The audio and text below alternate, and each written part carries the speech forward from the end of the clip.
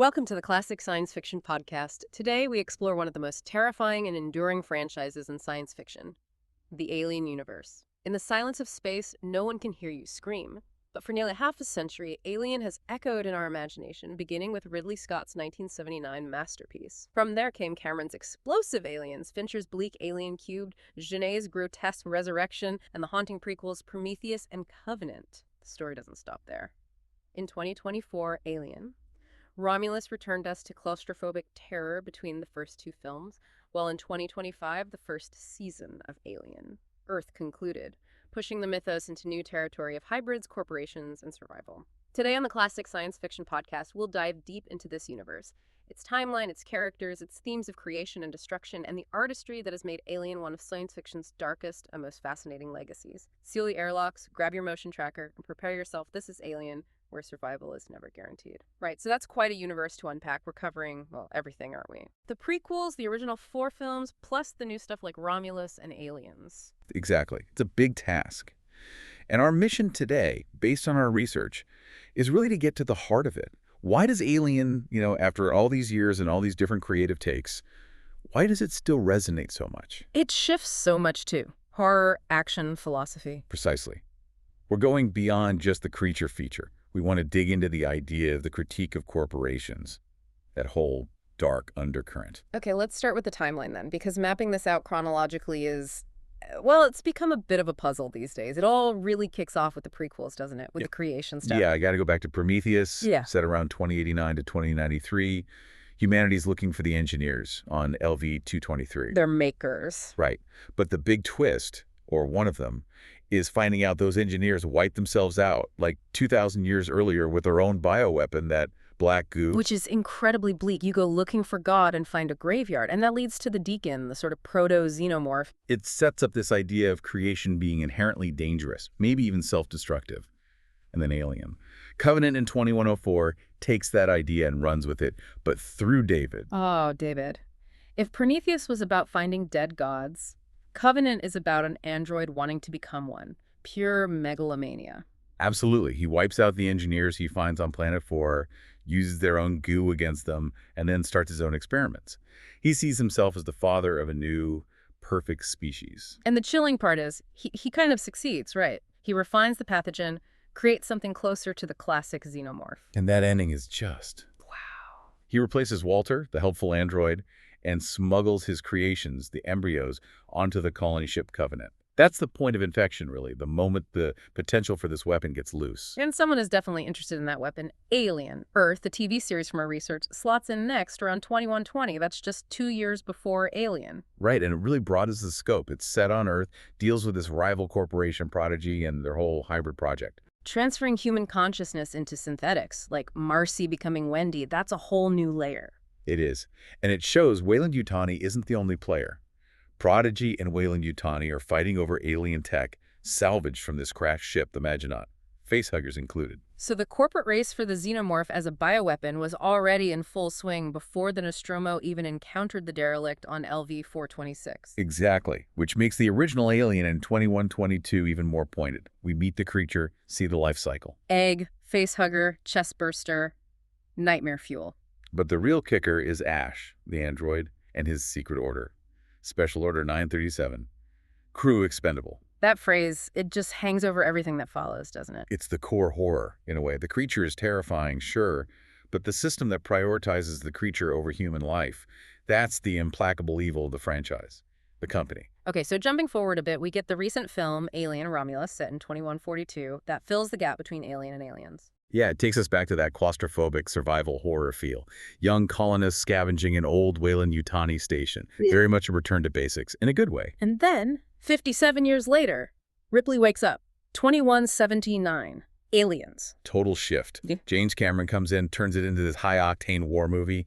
Colonial Marines versus a whole hive on LV-426. Hadley's Hope. All that firepower. And it's not enough.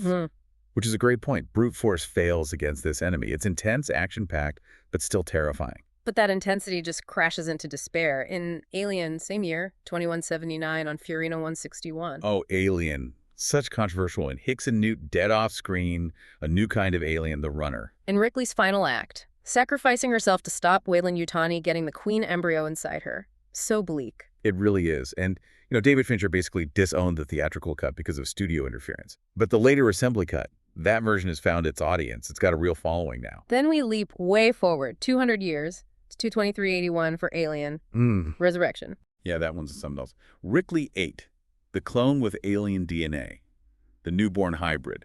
It's grotesque, kind of darkly funny in that Jean-Pierre Jeunet way. Joss Whedon wrote it, but apparently wasn't happy with how it turned out. Shows how hard it is to keep a consistent vision going for so long. Definitely. And just briefly, we should mention the AVP movies from the mid-2000s. Alien versus Predator. Right.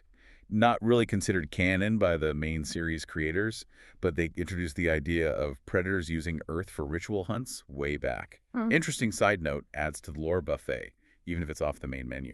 Okay, so that's the timeline mapped out. Let's talk characters. Ripley has to be front and center. What an arc. Ellen Ripley. She's iconic, starts as this capable, pragmatic warrant officer in Alien, just trying to survive. But by Alien, she's become this fierce protector, a mother figure to Newt. That transformation is incredible. And Sigourney Weaver got an Oscar nomination for Aliens. That's huge for a science fiction horror film. It speaks volumes about the character's depth. She goes from survivor to protector to ultimately martyr against the company. Right. Just revolutionary for a female protagonist at the time. Then there are the androids. They're almost as central as Ripley, acting as these foils or mirrors. Definitely. You've got Ash in Alien, the perfect corporate tool, following orders even if it means killing the crew. I can't lie to you about your chances, but you have my sympathies. Chilling. Then Bishop in Aliens, the complete opposite. Loyal, protective, striving to be better than Ash. He shows androids can be moral. And then David from the prequels. Ah, David. He breaks a mold. Yeah. He's not just following or rejecting orders. He has his own agenda. Philosophical, arrogant, sees himself as a creator, superior to his own human makers. Pure hubris. And now we have Wendy in Alien. Earth, the human mind in a synthetic body. What does that even mean for identity? It completely blurs the lines, doesn't it? Human, synthetic, hybrid. It pushes the core questions of the franchise in new directions. And we have to talk about the star of the show, the xenomorph itself. The perfect organism, as Ash called it. Unclouded by conscience, remorse, or delusions of morality. Just survival, predation. That life cycle is just nightmare fuel distilled. Egg, facehugger, chestburster, then the adult drone or warrior, and the queen at the top. It taps into such primal fears. Biological horror at its finest. And behind them, conceptually at least, are the engineers. The space jockeys from the first film finally fleshed out in the prequels. Godlike creators and destroyers. These dark angels, as they have been called. Yeah. Their motives are deliberately kept murky, enigmatic. Why create humanity? Why decide to destroy us? But wait, didn't we establish they were wiped out on LV-223 thousands of years before the Prometheus mission by their own weapon? We did, and that adds another layer of cosmic horror, doesn't it? Our potential creators weren't just malevolent, they were also victims of their own creations, their own hubris. They fail, just like their creations might. It suggests a universe where even gods can fall victim to catastrophe, makes their violence seem less directed, maybe more inherent to creation itself. That's deeply unsettling, which leads us right into the big themes this franchise keeps returning to. That idea of playing God, the hubris of creation, it's everywhere. Absolutely central. The engineers create life, possibly humanity, and the pathogen. Then David takes that pathogen and refines it, creating his xenomorphs. Now Prodigy Core and Alien. Earth is creating human synthetic hybrids to compete with AI. It's a cycle, and our research shows time and again this pursuit of forbidden knowledge, especially bioweaponry. It always blows up in their faces, literally. Yeah. Gouts of blood and acid. The creation turns on the creator, it's a constant warning. And intimately tied to creation is the theme of gender, motherhood, and especially body horror. Hugely important. Ripley herself broke ground just by being a capable female lead in this genre. But the symbolism runs deeper. Aliens. The climax is Ripley, the protective human mother, versus the alien queen, the monstrous mother. It's so potent. It really is. And the body horror, the chest burster, it's been analyzed to death, but it remains one of the most visceral, terrifying sequences in film history. A twisted parody of birth, tapping into deep fears of violation, loss of control over your own body, forced impregnation. It's deeply disturbing on a primal level, and overlaying all that is the cosmic horror element, particularly strong in the first film. Yeah, pure Lovecraftian dread. Humanity is small, insignificant. We stumble onto things we can't possibly understand. The derelict ship, the space jockey, the xenomorph itself. It's intelligent, but in a way that's utterly alien, unknowable, and that's terrifying. And so much of that feeling comes down to the design. The look of this universe is crucial. H.R. Geiger. You can't talk Alien without talking Geiger. Absolutely not. The Swiss artist. His biomechanical style, inspired by his painting Necronon IV, that's what gave us the xenomorph, the derelict ship's interior. It's organic, it's mechanical, it's sexual, it's terrifying.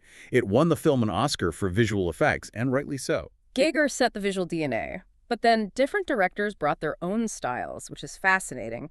Scott's original is slow burn gothic horror, truckers in space. Then Cameron flips it for aliens. Military action, Vietnam allegory. Our research mentioned the sheer scale of that production, the 14-foot queen puppet, the power loader suit needing a stuntman inside. Technically demanding stuff. And James Horner apparently had only 3 weeks to score Aliens. He called it a nightmare. That pressure shows the shift in production intensity. For sure. And later films kept varying the tone. Fincher's Alien is minimalist, almost like a bleak prison drama. Jeunet's Resurrection is full-on grotesque, darkly comedic, surreal. And the new stuff. Alien. Earth seems to be trying to blend things. Yeah, the first season under Noah Hawley got really strong reviews, universal acclaim, basically. Critics praised how it mixed the philosophical ideas from the prequels with genuine tension and action. And the music choices were interesting too, right? Using bands like Tool, Metallica over the credits. Yeah, Hawley talked about wanting an arena show feel, which is different for Alien, and that eerie remix of Cream's Strange Brew for the opening. Memorable. But not all visual choices landed. Our research flagged a specific criticism about jarring CGI assets being dropped in. Right. Apparently some sequences used animation that looked like it was from a completely different franchise, like Ice Age or something. Yeah. It clashed badly with the established retro-future analog aesthetic. That kind of thing can really break immersion. Consistency matters in world building. Definitely. Now, beyond the films and the TV show, there's a whole expanded universe. Comics, games. Yeah, tons of material, Yeah. especially in gaming. You've got some stinkers, like Aliens, Colonial Marines from 2013. Yeah. Generally panned, not really canon. But then you have Alien, Isolation. Oh, Isolation, 2014. Masterpiece. Yeah. Pure survival horror, following Ripley's daughter, Amanda. It nailed the atmosphere of the first film, the retro-future design was perfect, and the alien AI. Genuinely smart and terrifying. A real standout. And the comics have a long history, too, mostly with Dark Horse, now Marvel. They had some tricky moments with canon, didn't they? Big time. After Alien killed off Hicks and Newt, Dark Horse had already published sequels featuring them, so they had to go back, rename the characters. Hicks became Wilkes, Newt became Billy, just to make their stories fit the new film continuity. Shows the challenges of a shared universe. Okay, so we've covered a lot of ground: timeline, characters, themes, production, the EU, bringing it all together. Why does Alien still matter so much after all this time? What's the core legacy? I think, based on everything we've discussed, it boils down to 3 key things. First, visual philosophical unity. Geiger's design wasn't just cool art. It defined the creature's being, its ontology. That fusion of organic and mechanical is inherently philosophical and remains deeply unsettling. It's not just what it looks like, but what it is. Makes sense. Second, multi-layered themes. This isn't just a monster movie series. It's horror, yes, but it's fused with genuine philosophical questions about creation, life, death, motherhood, and overlaid with that constant sharp critique of corporate greed.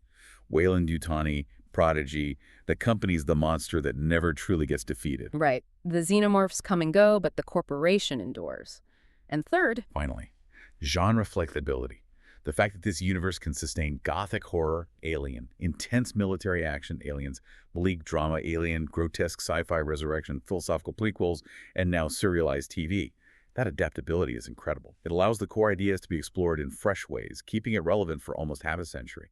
so it's this blend of unforgettable design, deep thematic resonance, and the ability to reinvent itself. That seems right. This deep dive really shows how the story keeps evolving Alien, Earth expanding into hybrid consciousness and corporate wars, while Alien, Romulus brings it back to that raw, claustrophobic survival. Which offers you, the listener, different flavors of fear within the same universe, whether you prefer the slow dread or the big picture conspiracy. So, thinking about these new directions, the question we want to leave you with is this. Which new addition excites you more, the serialized world building of Alien, Earth, or the claustrophobic terror of Alien, Romulus? Share your thoughts. We'll see you in the next deep dive. And maybe check those motion trackers.